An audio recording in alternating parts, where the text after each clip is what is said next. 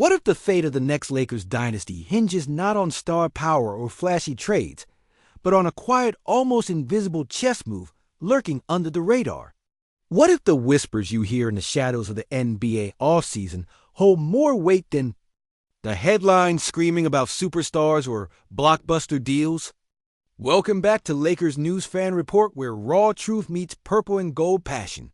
Smash that like button, hit subscribe, and ring the bell so you never miss a second of this drama. Today, folks, we're diving deep into a story that feels like a hidden gambit in Rob Pelinka's evolving playbook, one that could shift the entire Lakers landscape without the thunderous roar of a typical trade. The spotlight? A two-time All-Star center whose name isn't often shouted in the same breath as LeBron or Davis, but whose impact, if acquired, could rewrite how we view the Lakers' rebuild and next championship pursuit. I'm talking about Nikola Vucevic, the versatile big man currently tangled in the uneasy web of the Chicago Bulls' off-season maneuvers. Multiple reports, spearheaded by Jake Fisher and others, suggest the Bulls may release Vucevic if they can't land a trade, opening a curious window for the Lakers. Now, this isn't your typical acquisition rumor. There's complexity, there's risk, and most importantly, there's an unusually strategic approach pending on trade structures and salary cap gymnastics.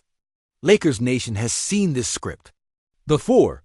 Smart moves in the buyout market, like snatching Marcus Smart and DeAndre Ayton, have reshaped expectations, and now Vucevic could be the next piece sliding in almost under the radar. But right here is where things get thorny. To take him on, the Lakers face tough choices. They're being urged to waive Gabe Vincent to clear space. But that's only half the chessboard. They might choose between swallowing $3.6 million in dead salary by waiving Vincent and Maxi Kleber and Kleba. Ugly but feasible option, or packaging those expiring contracts along with their lone second-round pick to execute a trade. Dead money versus valuable assets. Either way, a gamble on whether Vucevic's floor and ceiling justify these sacrifices.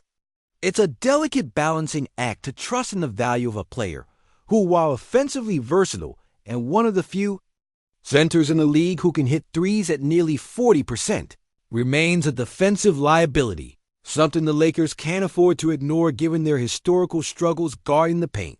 But wait, there's nuance here. Pairing him with Ayton might actually work. These are both solid double-double guys, durable and relentless on the boards.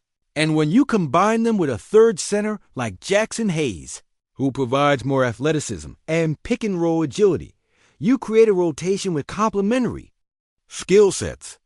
The Lakers front office and coaching staff have to wrestle with these huge open questions. Can they accept permissible defensive weaknesses for the offensive upside that Vucevic brings?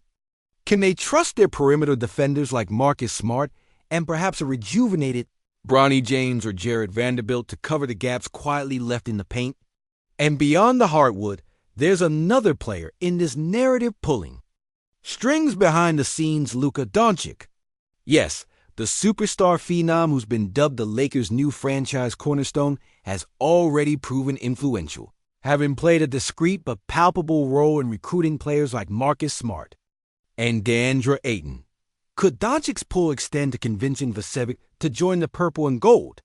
The whispers from insiders like Mark Stein suggest Doncic's commitment to the Lakers runs deep, and his influence in player decisions is more significant than many realize.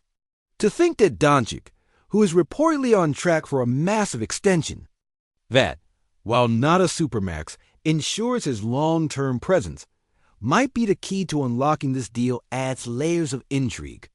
So here the Lakers stand, armed with only one second-round pick to surrender, no better trade asset than Vucevic's undeniable talent, and a mountain of unanswered questions about fit, chemistry, and defensive identity. The starting five reportedly remain steady, with LeBron and Davis anchoring the squad, Marcus Smart potentially slotting in alongside them, and Austin Reeves orchestrating the second unit that has shown flashes of brilliance. Adding Vucevic, whether to slide him into starting minutes or to rotate him off the bench, promises boosts in offensive firepower and rebounding dominance. He leads all active players in 10 and minus 10 games. After all, but is the trade-off worth? The defensive risks? Will the Lakers double down on well-known soft spots, hoping to plug holes not with lockdown defenders at the rim, but with perimeter stoppers? Or will they gamble on reshaping their identity around this unique blend of talents? Numbers from last season tell us Vucevic put up nearly 18 points and 10 rebounds a night, balancing traditional center production with a lethal three-point shot, sinking nearly 4 threes per game at an outstanding 40% clip, his best shooting season ever. But defense, not so promising. His blocks and steals lag behind, and given the Lakers' chronic defensive woes, this factor casts a long shadow over the potential acquisition. The Lakers have chased defensive wings, think Herb Jones, Andrew Wiggins sprinkled in veterans like Marcus Smart, and banked on internal resurgence from pieces like Bronny, but come up short quietly when you consider the enduring defensive gaps.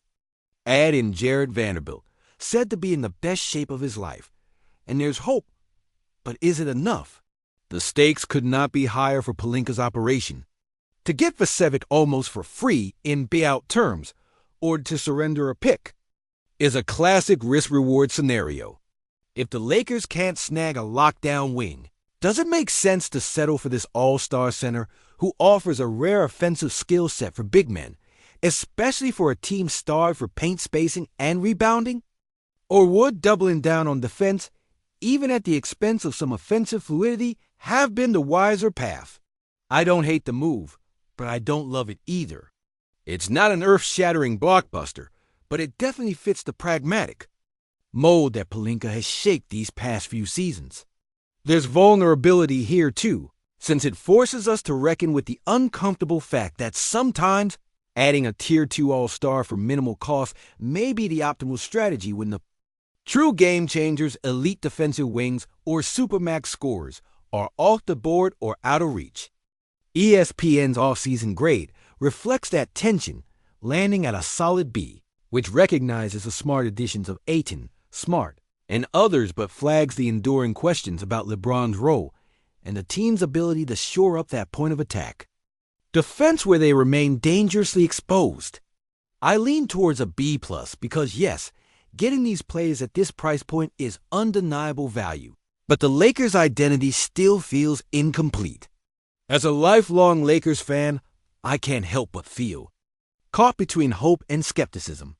Watching this franchise has meant enduring heartbreak, soaring with championship parades, and living through the quiet disasters no outside observer ever sees. But now, standing on the edge of what could be the new era, I ask myself whether these under-the-radar moves, these calculated risks, are the stepping stones to greatness, or simply a slow-fading echo of a once glorious past. So, is this the start of a new empire, meticulously assembled in the shadows of trade talks and buyout markets? Or is it the beginning of our unraveling under the weight of compromises and unmet expectations? Drop your take in the comments. I'll be reading every one. Listen up, Lakers Nation. This isn't a time for polite conversations or calm speculation. This is a full-throttle declaration from the heart of the purple and gold battlefield, where every moment feels like war. We're at a crossroads where every decision pulses through the very veins of this storied franchise, where LeBron's legacy hangs in the balance like a sword, suspended over a gladiator's head in the Coliseum of NBA immortality. Because here's the brutal truth. This isn't just about adding pieces or tweaking lineups.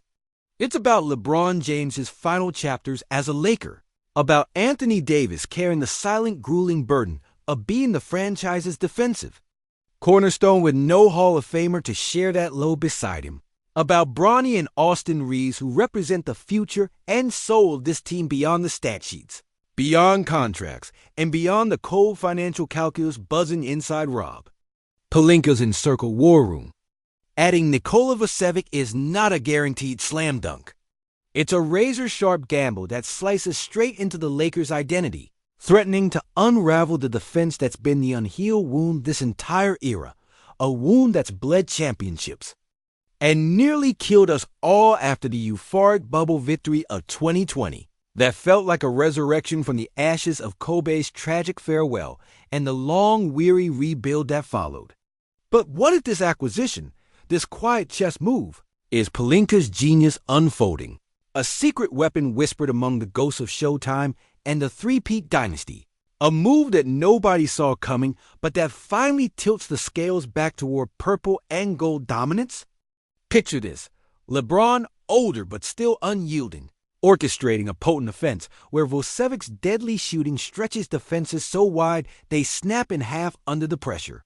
Imagine a D, finally freed from having to single-handedly guard the rim in isolation, unleashed to attack with more freedom because the boards are no longer being lost to the chaos of weaker interior presence. Imagine Broncos and Austin leading a second unit that's not just a collection of spare parts, but a relentless, hungry outfit embodying the next chapter of Lakers' resilience with fire in their eyes and swagger in every pass. Now, flip that. Picture into a nightmare. What if Vucevic's defensive holes become chasms, exposing LeBron and AD to relentless exploitation, leaving them vulnerable in those crunch time moments that define legacies and turn heroes into fall guys? What if Jared Vanderbilt's claimed renaissance is just a flickering candle against the dark, and the perimeter defenders struggle to mask the interior rot, unraveling everything built on hope and hustle? Then there's the ripple effect rippling out across the West like a seismic shockwave in the NBA's fault lines. The Warriors, still clutching their dynasty dream tightly, will savage any sign of Lakers' weakness. Denver's juggernaut, led by the unstoppable Jokic, would pounce on any faltering. Phoenix's Paul George-era Clippers would circle like vultures eager to pick the carcass of a fractured Lakers empire. This isn't just a roster tweak. It's a direct challenge to the power balance in the West. A test of metal that could either break the Lakers or forge them anew in the crucible of relentless competition. And let's not sidestep the elephant in the room. The power struggle swirling like a storm behind closed doors in Lakeland Genie Bus, holding the reins with calculated precision, faces unprecedented pressure from potential billionaire disruptors who might snap up controlling interests and reshape the franchise's soul. What if this quiet offseason move signals an attempt to stabilize a franchise on the brink of seismic change? What if winning now is a bargaining chip? A final statement from the old guard that the Lakers' legacy isn't negotiable, that purple and gold is still a beacon capable of defying the rising tides? History courses through the veins of this franchise like blood through a warrior's heart.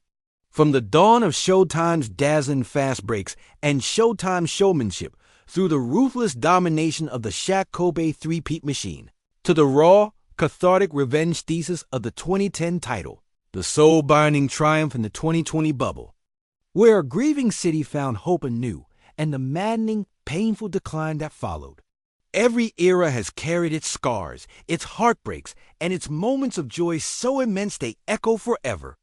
And now, here we stand at another precipice, holding our breath and clutching tightly to the hope that the next great chapter will be penned in gold ink, not lost to the shadows of compromise and fading glory. But what if the Lakers' soul itself hangs in the balance, the embodiment of downtown LA pride, the embodiment of resilience, pride, and dreams in ways no stat sheet, no trade report, no analyst mock can fully capture? What if Vucevic's acquisition is less about winning this season and more about signaling a commitment to boldness, a whispered promise that the Lakers won't wilt quietly into the night, that they'll fight with everything they've got, however imperfect the pieces may seem? And while this story unfolds on the court, look at Bronny James, the emblem of Lakers' future, playing out a saga that feels ripped from the pages of a Hollywood script. Will he inherit this scarred, complex franchise and ignite it with a fresh fire, or will the weight of expectation crush the dreams we've attached to his ascent? Austin Reeves, the humble warrior who rose from the shadows, has become the embodiment of grit and heart, his rise inspiring purity amid the chaos, showing us that sometimes the most unexpected heroes emerge from the quietest corners. And what if LeBron James himself turns his twilight years into a masterclass of leadership and strategy, guiding this mosaic of talent through the darkest storms and brightest dawns. The stakes couldn't be higher, and the fans, earnest, passionate, and relentless, are caught in the ejector seat of possibility and peril. So here it is. As a Laker till the day I die, here's what I see coming. This offseason move is the thin line between rebirth and ruin. The fragile bridge over the abyss that only time and heartache, sweat and sacrifice will either solidify or shatter. Now I want to hear from you. Drop your rawest take below. Every true believer in purple and gold, because Lakers fans, this isn't just a team. This is a family bound by history, pain, and glory in the fight for tomorrows. Crown begins right now, in the trenches where the stakes are as real as the dreams we share.